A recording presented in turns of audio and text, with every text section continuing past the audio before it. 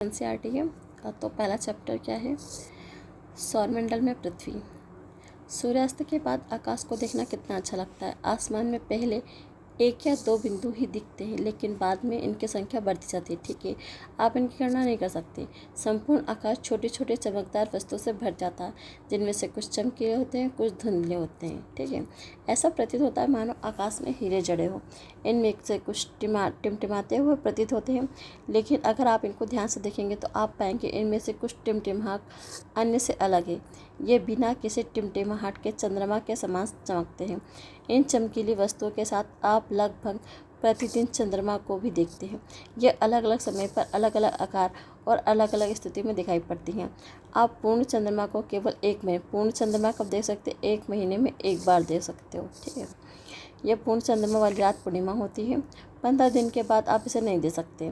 नए चंद्रमा की रात्रि या अमावस्या होती है। ऐसी रातें में अगर आसमान साफ है तो आप आसमान का अवलोकन अच्छी तरह से कर सकते हैं।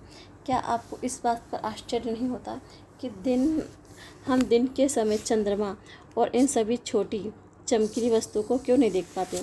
ऐसा इसलिए है क्योंकि सूर्य के अत्यधिक तेज प्रकाश कारण रात के समय चमकने वाले वस्तुओं को हम दिन में नहीं देख पाते हैं। सूर्य, चंद्रमा तथा वे सभी वस्तुएं जो रात के समय आसमान में चमकते हैं खगोलीय पिंड कहलाती हैं। कुछ खगोलीय पिंड बड़े आकार वाले तथा गर्म होते हैं। यह गैसों से बने होते हैं, है ना। इनके पास अपनी ऊष्मा व प्रकाश होता है, जिससे कि वे बहुत बड़ी मात्रा में प्रकाश उत्सर्जित करते हैं। इन खगोलीय पिंडों को तारा कहते हैं। सूर्य भी एक तारा है। आगे देखते हैं। रात के समय चमकते हुए अनगिनत तारे सूर्य के समान ही, लेकिन हमसे बहुत दूर हैं। इसी कारण से हम उनकी ऊष्मा और प्रकाश को महसूस नहीं करते। वे अत्यंत छोटे दिखाई देते हैं। आपने अवश्य ध्यान दिया होगा, कुछ दूरी से देखने पर सभी वस्तुएं छोटी दिखाई पड़ती हैं। अत्यधिक ऊंचाई पर उड़ रहा हवाई जहाज कितना छोटा दिखाई देता है।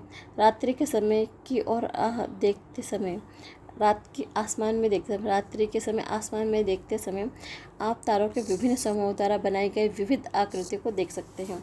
ये नक्षत्र मंडल कहलाते हैं। क्या कहलाते हैं? नक्षत्र मंडल। अर्सा, बेजर, बिग बेयर इसी प्रकार के नक्षत्र मंडल हैं।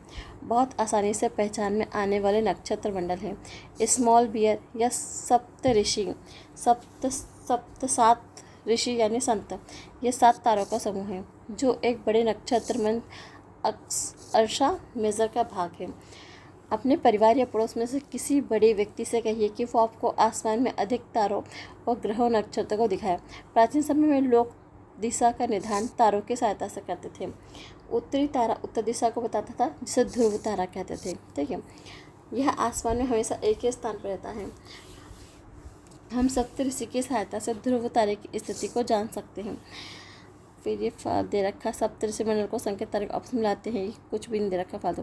कुछ खगोलीय पिंडों को में अपना प्रकाश ऊष्मा नहीं होती, वे तारों के प्रकाश से प्रकाशित होते हैं। ऐसे पिंड ग्रह कहलाते हैं। ग्रह जिसे अंग्रेजी में प्लेनेट कहते हैं। ग्रीक भाषा में प्लेटनाई शब्द से बना है, जिसका अर्थ है परिभ्रमक अर्थात चारों ओर घूमने वाला। पृथ्वी जिस पर हम रहते हैं वो एक ग्रह है। यह अपना संपूर्ण प्रकाश एवं ऊष्मा सूर्य से प्राप्त करता है, जो पृथ्वी के सबसे नज़दीक का तारा है। पृथ्वी को बहुत अधिक दूरी से या चंद्रमा से देखने पर चंद्रमा की तरह चमकती हुई प्रतीत होती है। बृहस्पति, शनि, यूरेनस के चारों ओर छल्ले हैं। छल्ले असंख्य छोटे पिंडों से बड़ी हुई पट्टियाँ होती हैं। पृथ्वी इन छल्लों को शक्तिशाली दूरबीन की सहायता से देखा जा सकता है। पृथ्वी से कैसे दूर देखेंगे? दूरबीन की सहायता से। उसके बाद है, क्या आप जानते हैं पौराणिक रोमन कहानियों में सोल सूर्य के देवता को कहा जाता था। सौर शब्द का अर्थ है सूर्य से संबंधित। सूर्य के परिवार को सौर मंडल कहा जाता है। और सौर शब्द का प्रयोग करते हुए अधिक शब्दों को उल्लेख करें। ऐसे बहुत से शब्द हैं जिनका प्रयोग हम एक भाषा के रूप में करते हैं, वे अक्सर दूसरी भाषाओं से लिए हो सकते हैं।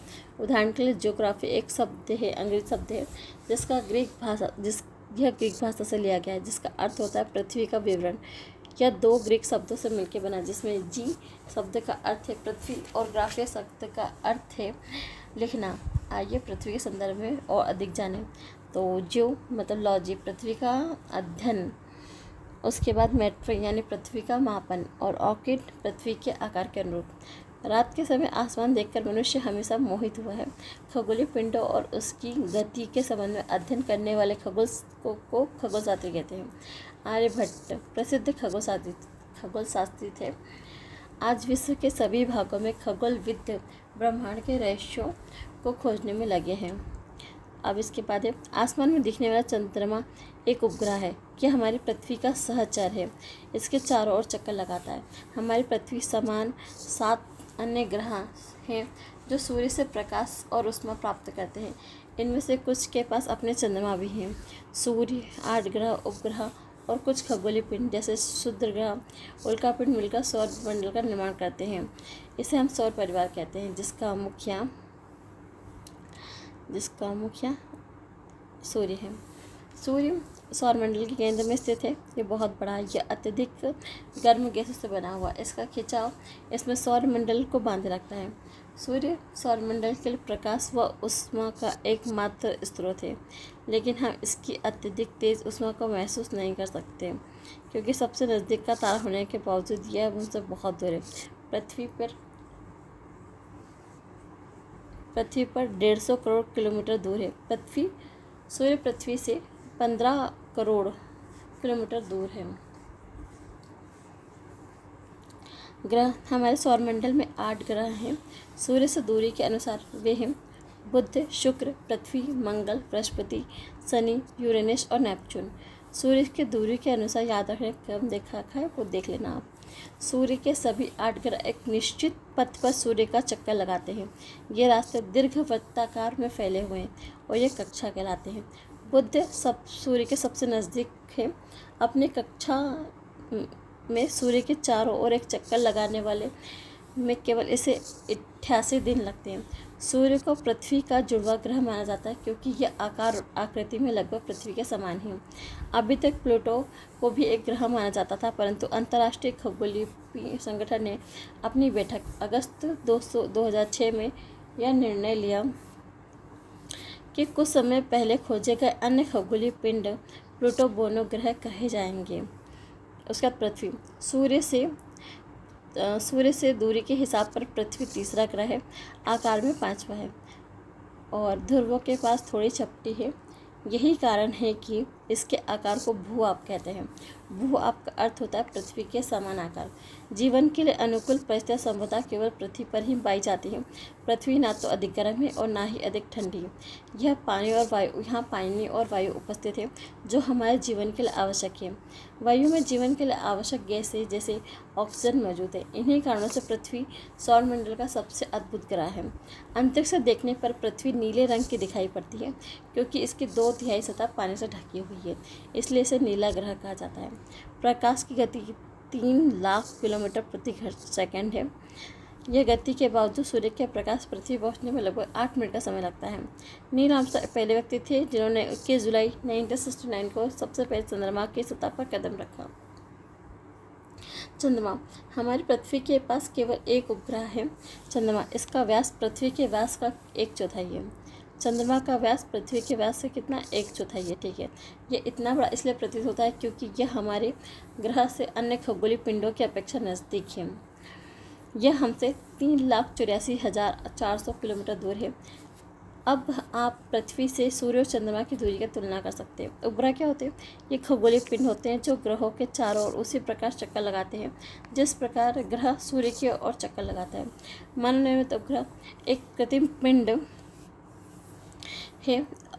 यह वैज्ञानिकों द्वारा बनाया जाता है, जिसका उपयोग ब्रह्मांड के बारे में जानकारी प्राप्त करने के लिए पृथ्वी के संचार माध्यमों के लिए किया जाता है। इसे रॉकेट के द्वारा अंतरिक्ष में भेजा जाता है। यह पृथ्वी की कक्षा में स्थापित कर दिया जाता है। अंतरिक्ष में उपस्थित कुछ भारतीय उपग्रह इनसैट, IRS, एडुसेट आदि हैं। फिर उसके बाद चंद्रमा पृथ्वी का एक चक्कर लगभग 27 दिन में पूरा करता है। इतने ही समय में वो अपने अक्ष पर एक चक्कर भी पूरा कर लेता है। इसके परिणामस्वरूप पृथ्वी हमें चंद्रमा का केवल एक ही भाग दिखाई पड़ता है। चंद्रमा की परिस्थितियों जीवन के लिए अनुकूल नहीं है। यहाँ पर न पानी है न वायु। इसकी सतह पर पर्वत, पठार, मैदान, गड्ढे हैं जो कि चंद्रमा की सतह पर छाया बनते हैं। पूर्णिमा के दिन चंद्रमा पर इनकी छाया को देखा जा सकता है। क्षुद्र ग्रह, तारों, ग्रहों और उपग्रहों के अतिरिक्त असंख्य छोटे पिंड भी सूर्य की ओर चक्कर लगाते हैं। इन पिंडों को क्षुद्र ग्रह कहते हैं। यह मंगल, बृहस्पति कक्षाओं के बीच पाए जाते हैं। वैज्ञानिकों के अनुसार क्षुद्र ग्रह के ही भाग होते हैं जो कि बहुत पहले विस्फोट के बाद ग्रहों से टूट होकर अलग हो गए थे। उल्कापिंड, सूर्य के चारों ओर चक्कर लगाने वाले पत्थर के छोटे छोटे टुकड़ों को उल्कापिंड कहते हैं। कभी कभी ये उल्कापिंड पृथ्वी के इतने नज़दीक आ जाते हैं कि इनकी पृथ्वी पर गिरने की होती है। इस प्रक्रिया के दौरान वायु के साथ घर्षण होने के कारण ये गर्म होकर जल जाते हैं, फलस्वरूप चमकदार प्रकाश उत्पन्न करते हैं।